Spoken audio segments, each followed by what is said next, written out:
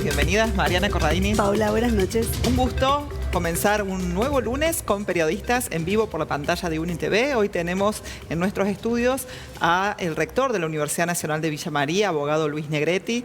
Bienvenido, ¿cómo estás? Bien, bien, muy contento de acompañarla nuevamente. Buenas noches. A veces tenemos que comenzar con las cuestiones un poco más difíciles, y es describir o pintar este paisaje que nos toca hoy transitar las universidades desde una crisis muy importante. Sí, la verdad que es un problema generalizado de las 57 universidades nacionales y públicas de todo el país, y tiene al menos dos facetas. Una, la de los trabajadores y trabajadoras de las universidades, tanto docente como no docente, que en este tiempo han perdido en cuanto a sus salarios buena parte del poder adquisitivo que tenían hasta el año pasado. Algunos hablan del 30, 35%, porque si bien hubo algunas actualizaciones, fueron muy por debajo del contexto inflacionario. Y por otra parte, los gastos de funcionamiento de la universidad. Todo lo que no es salario y que tiene que ver con el pago de los servicios públicos, los alquileres, el sostenimiento de las otras actividades sustantivas, como la investigación, la extensión, el cuidado de los espacios verdes, la limpieza de la universidad. Todo lo que no tenga que ver con salarios ha quedado estancado, ha quedado congelado, no a enero de 2023, sino a noviembre de 2022, cuando se diseñó el presupuesto 2023. Algunos dicen, ¿por qué lo señalan ahora y no antes?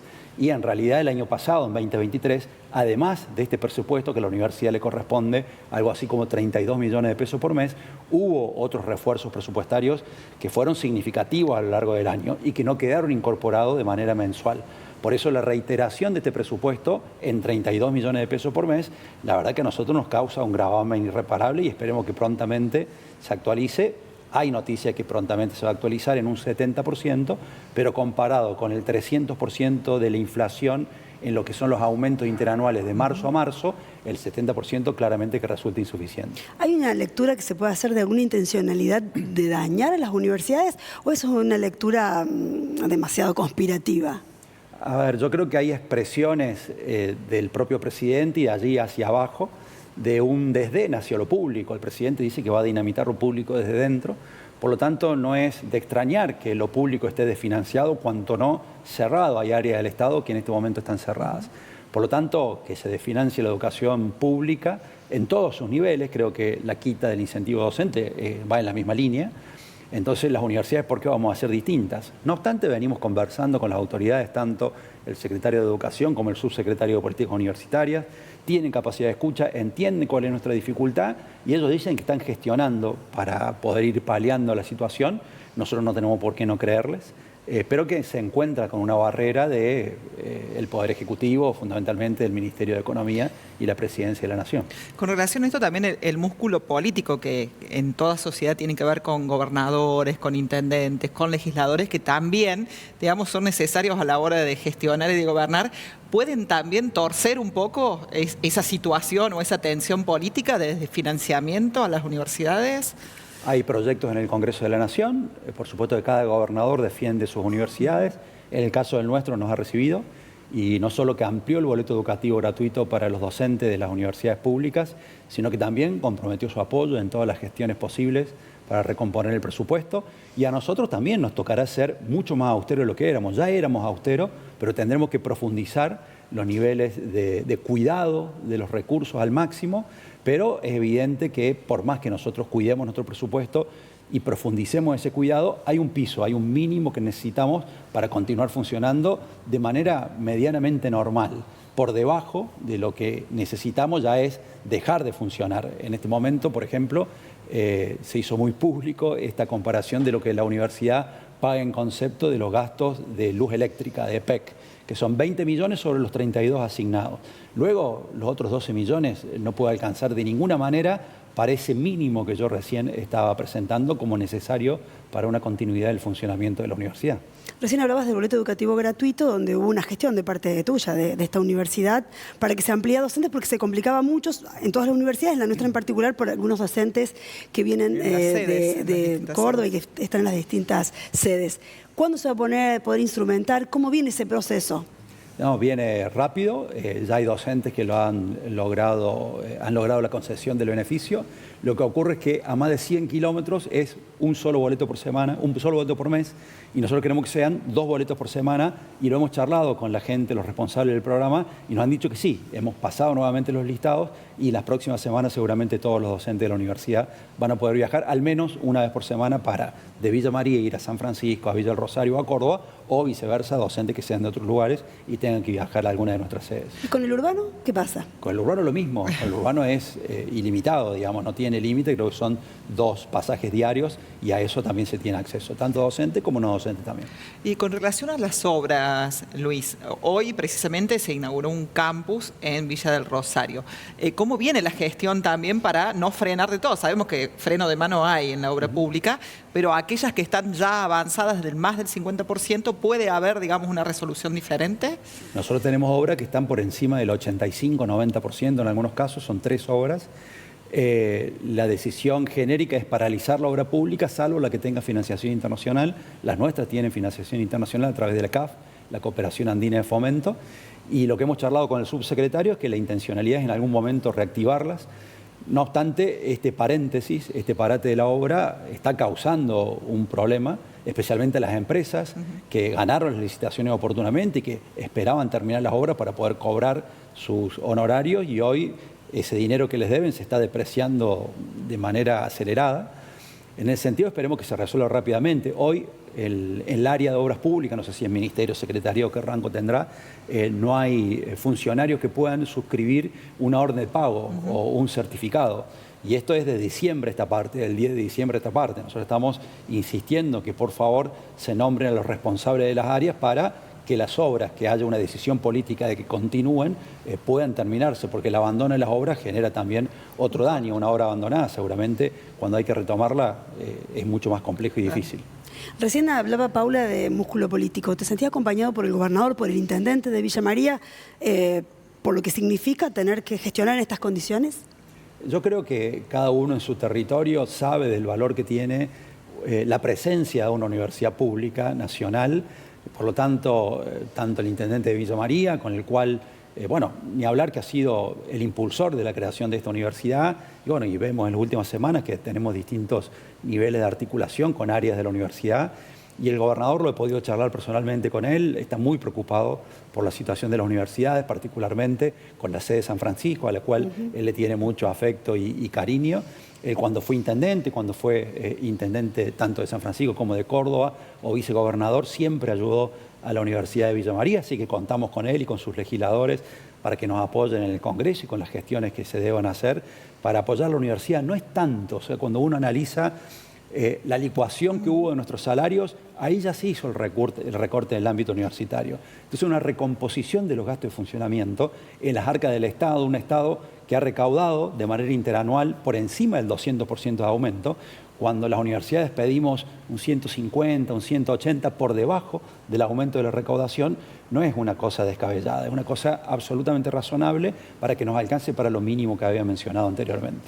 Vos decías antes que no solo implica el tema de gasto de funcionamiento, sino también que nuestras universidades públicas tienen un valor en la investigación y en la extensión.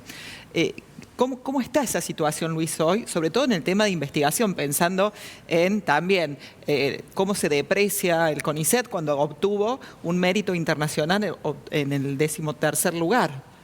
Yo cuando hablo del diferencial de la universidad en los últimos lustros, siempre hago mención a que nadie podía imaginarse hace 10, 15 años haciendo una carrera de investigador en Villa María, investigadora. Era una cosa imposible, porque me iba a dedicar como profesión a la investigación. Y hoy son más de 100 investigadores e investigadoras en las distintas ramas de la ciencia que están generando un aporte muy significativo a la producción local, al ámbito social, científico, cultural, de la salud, de la educación. Y la verdad que vemos con mucha pena esta retracción del Estado en materia de investigación, de ciencia y técnica, esta falta de apoyo, inclusive este ataque al CONICET, con inclusive algunas expresiones que todavía no se han materializado por suerte, que hablan del cierre o de recortes profundos. La universidad ha apoyado muchísimo el desarrollo de científicos y científicas y ha generado una infraestructura que hace posible ese desarrollo.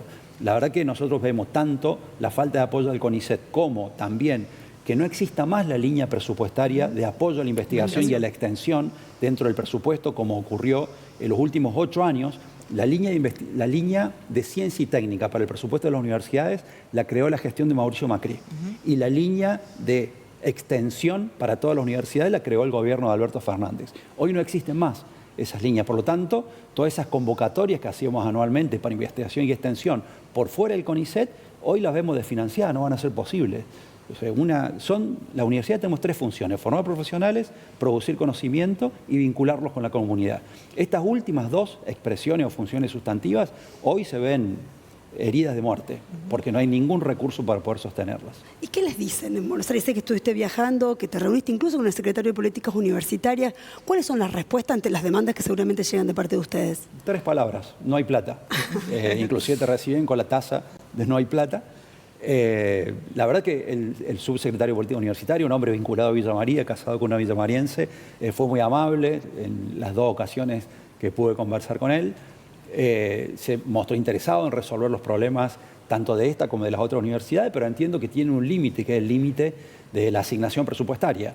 Y en este sentido, yo no comparto y condeno, por ejemplo, que se le retira a las provincias los subsidios para el transporte, que se le retira a las provincias lo que fue el incentivo docente, pero lo que refiere a universidades públicas es una responsabilidad del Estado Nacional. Es la Ley de Educación Superior la que encarga al Estado Nacional la responsabilidad indelegable de sostener el sistema de educación superior.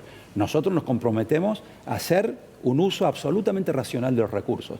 De hecho, en los últimos tiempos hemos recortado en todas las universidades muchísimas actividades, pero vuelvo a repetir, hay un piso, hay un mínimo para poder seguir funcionando que estamos necesitando. Nos indican que terminamos el primer bloque, volvemos después de la tanda a dialogar nuevamente y de temas que tienen que ver con que, a pesar de esta situación de crisis, la Universidad Nacional de Villa María sigue avanzando y está presente en los territorios. Ya volvemos.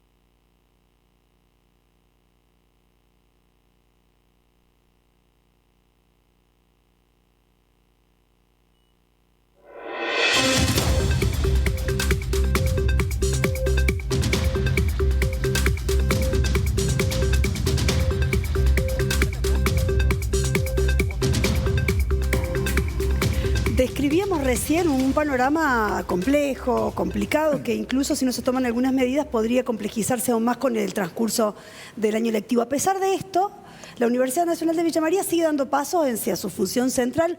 Uno de esos pasos, y le vamos a preguntar ahora al rector que está aquí con nosotros, se dio hoy en Villa del Rosario, ¿no?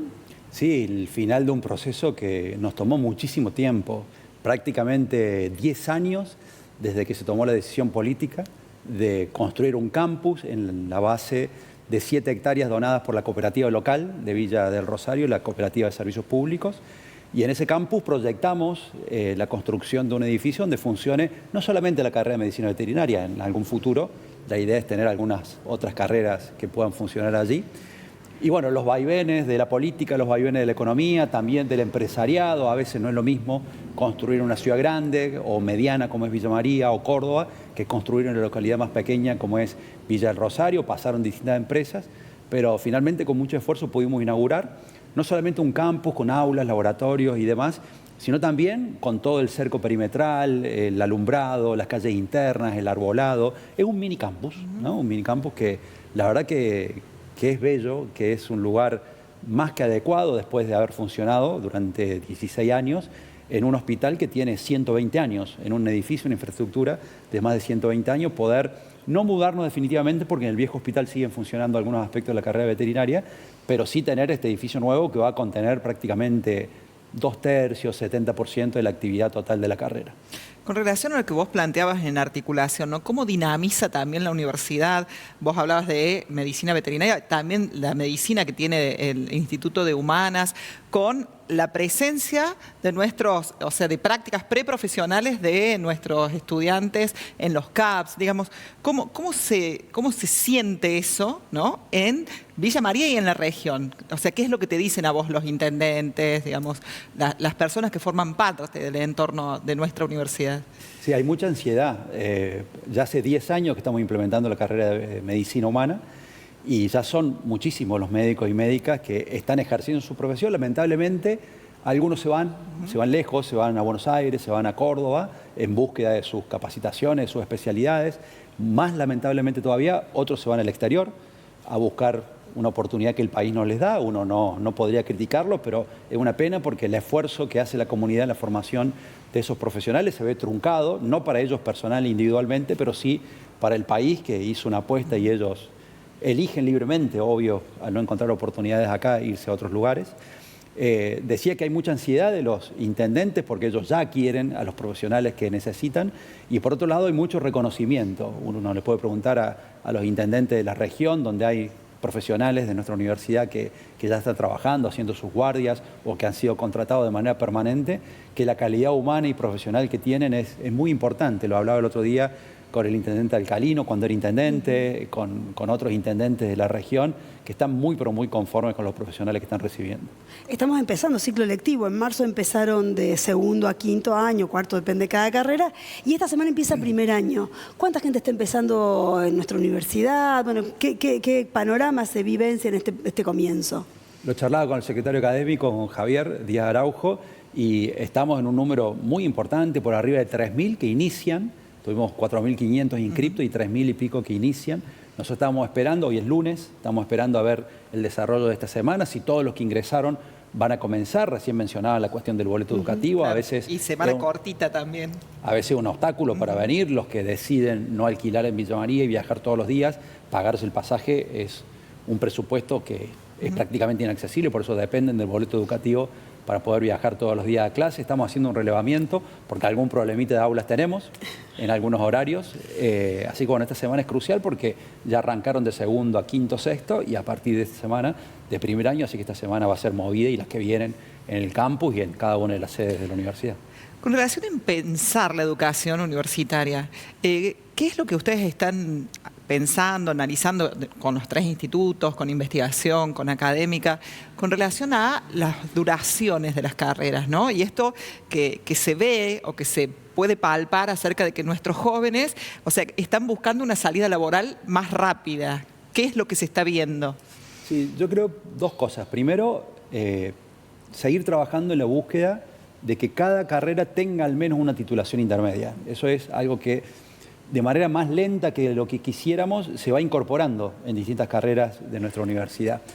Y luego también tener otras propuestas formativas que pueden nacer como simples cursos de capacitación o luego convertirse en carreras de mucha más corta duración. Creo que en ese sentido nuestra Escuela de Formación Profesional, nuestra Escuela de Oficios, es una salida. El subsecretario de Política Universitaria me decía que este gobierno va a seguir apoyando. Yo creo que va en la línea de lo que dice el presidente, ¿no? De que a los ciudadanos y ciudadanas no hay que darles el pescado, sino enseñarles a pescar, darles la caña. Y en ese sentido las universidades somos fábricas brillantes de caña de pescar. los estudiantes vienen a buscar la herramienta, el instrumento para valerse por sí mismos, y la verdad que atentar contra la educación, porque no solo las universidades, sino todos los niveles del sistema educativo, son esa herramienta que hay que darle a nuestros habitantes, a nuestros ciudadanos, para que puedan valerse por sí mismos. El secretario me decía que va a haber un apoyo para las escuelas de oficio de las universidades y esperemos que así sea. No obstante, la falta de apoyo hasta ahora, nosotros igualmente estamos saliendo con una propuesta bastante variada de cursos para que aquellos que no pueden, no tienen el tiempo, no quieren hacer una carrera de 3 años para una tecnicatura o 5 años para una licenciatura o un título profesional, tengan en la universidad también una ocasión para hacerse el instrumento, para mejorar su situación en su trabajo o para acceder al mundo de los oficios. ¿Imaginaste que iba a ser tan complejo este mandato? Que recién empieza. Alguien me dijo por allí que de los 12 años en los cuales voy a ser rector, tuve 4 años con Macri que fueron muy difíciles, 2 años de pandemia y otros 4 años con Milei. Así de 10 muy difíciles de 12. Pero la verdad que la universidad, y creo que ese es el sentido que deberíamos darle a una evaluación integral, la universidad ya tiene un volumen y tiene una autonomía y tiene un nivel de consolidación y crecimiento que no digo que pueda resistir cualquier ciclo o que tenga herramientas anticíclicas que sean absolutamente eficaces, pero sí es cierto que tiene un impulso y tiene una instalación que, bueno, que las crisis se viven, se sufren, pero normalmente se superan. Yo creo que esta crisis va a ser temporal, que vamos a tener que arremangarnos, vamos a tener que morderle el cuerpo como siempre, que seguramente las perspectivas de crecimiento van a ser menores, pero la universidad tiene un nivel de consolidación que va a hacer que siga siendo importante para la comunidad, que siga recibiendo miles de estudiantes todos los años, que siga produciendo conocimiento, que siga causando impacto en la ciudad y la región. En eso tengo plena confianza más allá de la crisis circunstancial. Vos recién nombrabas la pandemia y algo que dejó la pandemia también tiene que ver con la propuesta, digamos, de carreras a distancias o de carreras de dictado sincrónico, digamos, donde no es necesaria el 100% de la presencialidad en el aula. También eso es una de las propuestas que tiene la Universidad Nacional de Villa María ya en algunas carreras que se están dictando, pero para potenciar más carreras en ese sentido. Nosotros estamos muy admirados positivamente por la respuesta que han tenido nuestras carreras a distancia. La licenciatura en óptica, desarrollo local regional, gestión educativa, educación física y próximamente vamos por ciencia de la educación, que seguramente va a ser la carrera más masiva de la universidad en la modalidad a distancia. Tenemos una respuesta brillante y para los estudiantes que eligen las carreras presenciales, nosotros entendemos, yo comparto, que al principio, en los primeros años, la presencialidad es absolutamente imprescindible para generar esa ciudadanía universitaria, ese contacto con sus compañeros, sus profesores, el personal de la universidad, ese tránsito por el campo universitario, por la sede, que lo tornan al estudiante en un verdadero universitario. Y creo que hacia el final, hacia el 4º o 5º año, cuando el estudiante ya tal vez tiene la necesidad de trabajar o ya con alguna de las herramientas que fue adquiriendo encuentra una oportunidad laboral, ahí sí valernos de la herramienta de la virtualidad para poder apoyarlo y que esos últimos 2 años, año y medio, pueda trabajar y simultáneamente hacer su carrera. Creo que aprendimos mucho en la pandemia. Lo que hicimos en la pandemia no es educación a distancia, pero utilizamos algunas herramientas que se utilizan en la educación a distancia y le hizo perder el miedo fundamentalmente a nuestro cuerpo docente respecto de lo que es la educación a distancia. Por eso hoy vemos que casi nuestros 1000 docentes están dispuestos a colaborar si hay alguna instancia de virtualidad, si hay alguna posibilidad de tener paralelamente un campus virtual, dar una clase sincrónica y también de incorporarse a un equipo de una carrera virtual. Recién mencionabas estudiantes, te he escuchado en distintas oportunidades, ha cambiado el perfil de estudiantes, ¿no? Es decir, no son los mismos estudiantes con el mismo perfil de cuando nosotros cursábamos una carrera de grado, no son los mismos estudiantes que transcurrieron la pandemia, no son los mismos estudiantes ahora. ¿Se está tomando nota de ese cambio de perfil de estudiante? Sí, totalmente. No es tan fácil porque los cambios, como vos bien lo mencionabas, son muy acelerados. Los perfiles de los estudiantes cambian notoriamente en muy poco tiempo. Bueno, ahí con la vicerrectora y con el OIR y con el OPP estamos tratando de generar algún tipo de estudio que nos hable acerca de los consumos, de los perfiles, de lo que sienten, de lo que piensan nuestros jóvenes estudiantes. Los tenemos a la mano, conviven todos los días con nosotros. Y la verdad que nos inquieta, queremos saber por qué algunas decisiones, algunos perfiles, Hoy, por ejemplo, inauguramos el edificio de Villa del Rosario y bueno, un día histórico para la sede, se suspendieron las clases durante la hora y media que duró el acto y los primeros 10 minutos estaba lleno de estudiantes del aula, primeros 10 minutos, a los 10 minutos no quedó nadie, se fueron todos. Uno entiende que es difícil escuchar 4 o 5 alocuciones de autoridades, pero bueno, era un momento histórico y nos abandonaron los estudiantes. Y no es que uno quiera achacar responsabilidades, pero uno quiere entender el porqué. Yo creo que hay una distancia generacional que tenemos que comprender y bueno, utilizar herramientas para acercar esas brechas generacionales, porque la realidad es que los tiempos de una universidad y el perfil de un estudiante universitario tiene que adecuarse a la realidad de cursar una serie de cantidad de horas por día, una cantidad de años para poder dar cuenta de los objetivos de una carrera universitaria, bueno, y nosotros poder comprender cuáles son esas nuevas lógicas, hay que hacer un acercamiento mutuo. Claro, es como que hay un consumo tan fragmentado y tan breve, o sea, son todos como refusilos así, textuales y también de poder prestar atención, que es lo que vos decías, ¿no?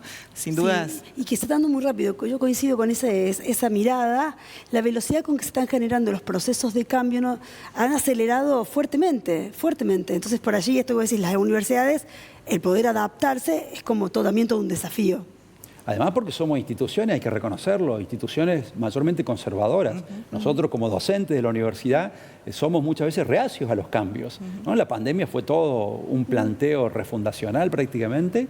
Y bueno, ya cuando nos quieren cambiar el horario no nos gusta y que bueno, la modalidad de la clase y someternos a evaluaciones. Hay que reconocer que somos una institución que tiene mucha tradición, que tiene mucho anclaje histórico, pero tal vez por eso mismo también somos reacios a ciertos cambios. Yo creo que hay que ser conteste con la naturaleza, con todo lo bueno que trae aparejado esa tradición histórica universitaria, pero también estar atento a los cambios porque si no las nuevas generaciones van a dejar el camino a las universidades. Claro, nos dejan afuera. Claro. Bueno, muchísimas gracias, Luis Negretti, abogado Luis Negretti, rector de la Universidad Nacional de Villa María. Vamos a la pausa, Mariana. Volvemos, recuperamos en el editorial algunos de los contenidos.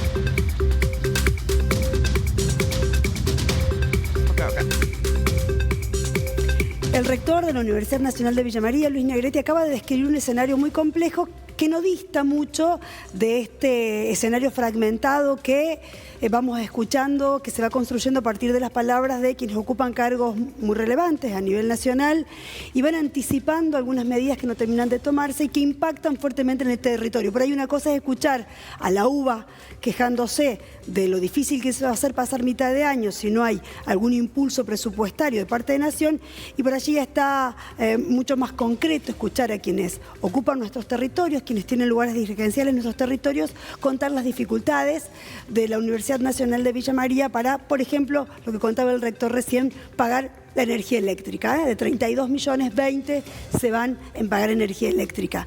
También nos ubica en un lugar de reflexión sobre la defensa de esta universidad que está tan anclado en nuestra ciudad y en nuestra provincia. Y también, en este contexto tan complicado, pensar que a pesar de todo esto la universidad sigue en marcha y que, entre otras cuestiones, ha podido hoy en Villa del Rosario inaugurar un campus nuevo. Creo que es poder mirar la totalidad, ahora que está tan de moda la completitud de la que hablan tantos dirigentes, poder mirar la totalidad de la película, pero también estar atentos que no nos pase que por no mirar aquellos en los que nos está faltando, perdamos una cuestión tan relevante como son las universidades en los territorios, Paula. Con relación a eso también, lo que decía Mariana, y esto de estar atentos y de mirar, no pasa tan solo todo por, bueno, sostener la infraestructura, sostener el aula, sino también mirar aquellas cosas que tienen que ver con quiénes son, digamos, aquellas personas por las cuales la razón de ser las universidades públicas, que son los estudiantes. Por lo tanto, también está allí puesta la mirada, y lo decía el rector Luis Negretti, de reconocer, de poder poner la oreja, la escucha, y ver qué nos está pasando como sociedad en este tipo de elecciones, de consumos, la decisión tal vez de estudiar o no estudiar, y también la difícil situación de las familias en donde nuestros jóvenes tienen que comenzar a trabajar ni bien terminan el nivel secundario. Por lo tanto, son muchas y diversas las aristas que hoy nos tienen que ocupar más allá de preocuparnos. Y en eso la Universidad Nacional de Villa María está pensando y está actuando. Nos quedó un tema de tratar con el rector, pero está bueno que lo mencionemos. No le preguntamos, nuestra universidad hizo una importante tarea previa de sensibilización, de registros, de concientización, vinculada con el 24 de marzo, memoria, verdad y justicia. Muy fuerte sonó nuestra universidad y creo que esto también hay que destacarlo, Paula. Por último, antes de saludar también, felicitar porque ha comenzado un ciclo radiofónico que es Haciendo Sociales, con la intervención de estudiantes, de graduados, graduadas y de las secretarías del Instituto de Sociales. Ha comenzado hoy con la conducción de Gabriel Ventura, en donde hay, como decíamos, múltiples voces que van a hacer radio acá también en el Centro Integrado de Medios. Ahora sí, nos despedimos. Muchísimas gracias al equipo técnico de UniTV, a la gente que, como es habitual, nos acompaña del otro lado de la pantalla. Pueden recuperar estos contenidos los días jueves y domingos a la hora 21:30 y, por supuesto, a quienes nos brindan la indumentaria, el peinado y el maquillaje. Muchas gracias. Buenas noches.